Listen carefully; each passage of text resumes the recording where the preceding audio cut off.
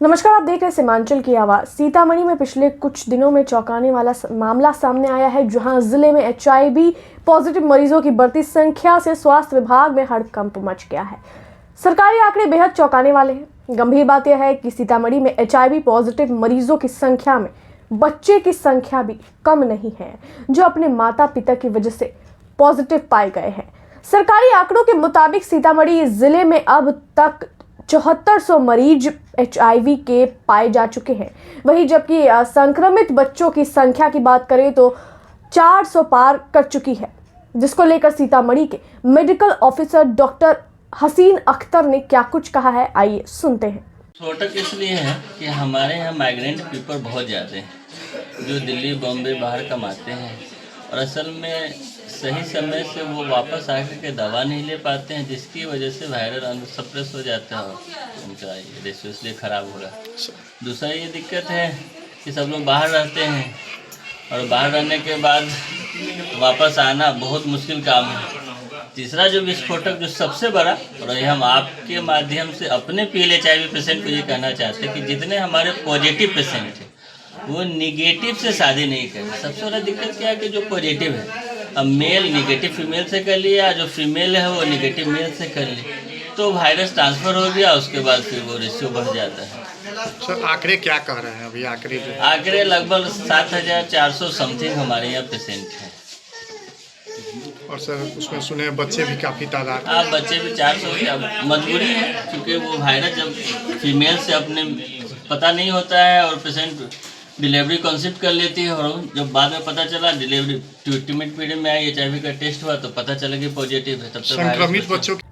वहीं इस मामले के बाद बिहार एड्स कंट्रोल सोसाइटी के 3 सदस्यों की टीम सीतामढ़ी पहुंची और सीतामढ़ी समाहरणालय में जिलाधिकारी रिची पांडे के साथ पत्रकारों को संबोधित भी किया। इस दौरान DM ने जिले में एड्स को लेकर भयावह स्थिति से साफ इनकार किया। उन्होंने कहा कि जिले में HIV पॉजिटिव मरीजों की संख्या वर्ष 2005 से अब तक 6900 मरीजों का रजिस्ट्रेशन हुआ है, जिसमें से कई लोग दूसरे प्रदेशों में जाकर अपना इलाज करा रहे हैं। वहीं कई लोगों की मौत भी हो चुकी है। DM ने कहा कि जिले के 8 केंद्र से 4958 मरीजों को नियमित रूप से दवा दी जा रही है। वहीं DM ने HIV संक्रमित बच्चों की संख्या 188 बताई है। DM ने कहा है कि इस साल कुल 200 नए मरीज चिन्हित किए गए हैं। वहीं एड्स कंट्रोल सोसाइटी के deputy director doctor NK Gupta ने बताया है कि सरकार की ओर से समाज कल्याण विभाग के द्वारा संक्रमित बच्चों की परवरिश योजना का लाभ दिया जाता है। इतना ही नहीं, जो HIV पॉजिटिव मरीज हैं उनको भी सरकार के द्वारा 1500 आर्थिक मदद दी जाती है। प्रेस कॉन्फ्रेंस एक बहुत ही महत्वपूर्ण विषय को लेकर यहाँ पर बुलाई गई है और यहाँ पर मेरे साथ स्टेट एड्स कंट्रोल ऑर्गेनाइजेशन के यहाँ deputy director doctor NK Gupta भी हैं और यहाँ पे हमारे स्वास्थ्य विभाग के सिविल सर्जन ACMO साहब और स्टेट एड्स कंट्रोल ऑर्गेनाइजेशन के अन्य वरीय पदाधिकारीगण भी यहाँ पर उपस्थित है।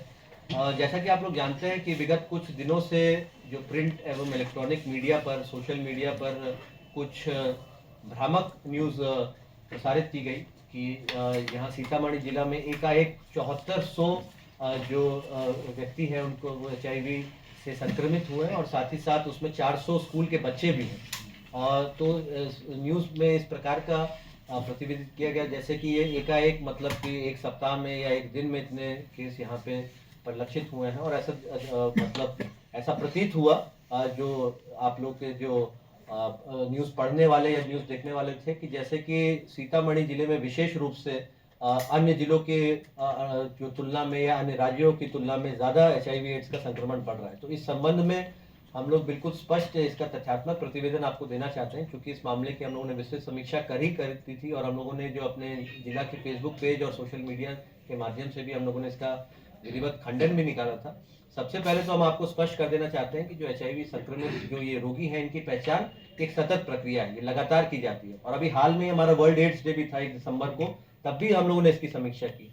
और स्वास्थ्य विभाग की जो हम लोग की बैठक होती है उसमें भी जो हम लोग का NCD non communicable disease programme के तहत एड्स कंट्रोल पे हम लोग लगातार समीक्षा करते हैं। और जो भी गर्भवती महिलाएं होती हैं या अन्य इस प्रकार के जो संवेदनशील केस होते हैं वहाँ पे HIV की जांच हमारा नियमित रूप से की जाती है।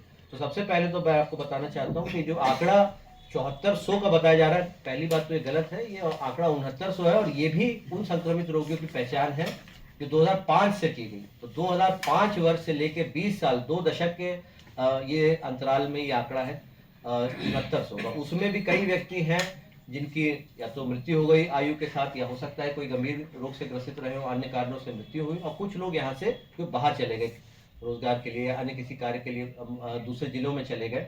तो आज की तिथि में जब ART सेंटर जो एंटी रेट्रोवायरल थेरेपी का जो सेंटर जो हमारा जो संचालित किया जा रहा है जिला में, उसमें 4958 ही रजिस्टर्ड पेशेंट्स हैं जिनको नियमित रूप से जिनका उपचार भी चल रहा है।